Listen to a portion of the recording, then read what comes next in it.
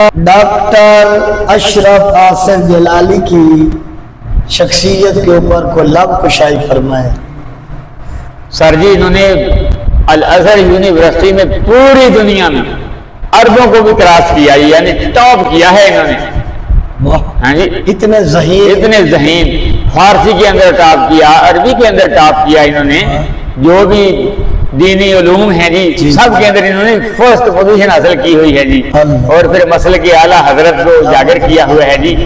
ہیں جی یہ ہم علماء جتنے بھی ہیں نا اجمی ہو کر ان عربوں کو فوقیت حاصل ہو گئی، یعنی اللہ کے نبی نے فرمایا کسی عربی کو کسی اجمی پر برتری نہیں ہے۔ ان اکرمکم عند اللہ یتقاکم، کہ تم میں سب سے بہترین وہ ہے جو زیادہ علم والا، تقوی والا۔ سبحان اللہ، تقوی علم کے بغیر آتا نہیں ہے۔ پھر یہ جلالی لفظ کیوں لگاتے ہیں نا؟ جلالی سر جی وہ حافظ جلال الدین، یہ بھی محدث اعظم رحمۃ اللہ علیہ کے شاگردوں میں سے ہیں۔ سبحان اللہ، ہے جی محدث اعظم کو ہم بھول سکتے ہیں؟ کبھی نہیں بھول سکتے جی۔ پھر تو ان کا بہت بڑا، یہ بھی محدث اعظم رحمۃ اللہ علیہ کے شاگردوں میں سے ہیں جو جلالی صاحب کے پیر و مرشد ہیں جی۔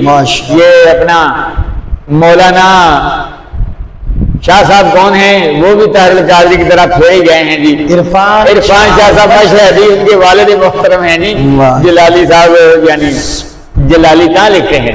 یعنی کہ جلالی صاحب اور عرفان شاہ صاحب ہاں جی یہ شاید اکٹھے پڑھتے رہے یا ان کا کوئی استادی شاگردی کا رشتہ بھی ہوگا؟ استادی شاگردی ایسے ہے نا کہ جلالی صاحب کے پیر کے بیٹے ہیں جی سید عرفان شاہ صاحب، یہ ان کو میں نے اتنا سنا، یہ محدث اعظم رحمۃ اللہ علیہ کے آستانے پہ آیا کرتے تھے۔ سید عرفان شاہ صاحب مشہدی، یہ شیر اہل سنت کا ان کو خطاب تھا، یہ ڈرتے نہیں تھے۔ میں کہتا ہوں یہ ڈرتے نہیں تھے، ان کی تقریر کو سن ہی نہیں سکتا تھا، اتنی یہ ہے بھی تقریر کرتے تھے۔ اچھا مضبوط، اور کہتا تھا کہو فلانے کو بھی کافر، کہلواتے تھے۔ یعنی کہ محدث اعظم رحمۃ اللہ علیہ کے بعد نام پایا ہے تو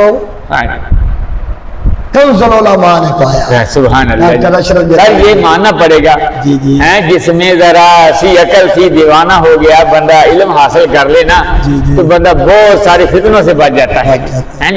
ساتھ ایک سادہ سا ہے سر، دیکھو نا اعلیٰ حضرت وہ چیزیں ہیں جو بندیوں کے بہت بڑے عالم دین مولانا کوثر نیازی صاحب رحمت اللہ علیہ نے ان کو کہوں گا جی، کیونکہ انہوں نے کہا میں نے زندگی میں اتنی روٹیاں نہیں کھائیں جتنی میں نے کتابیں پڑھی ہیں جی۔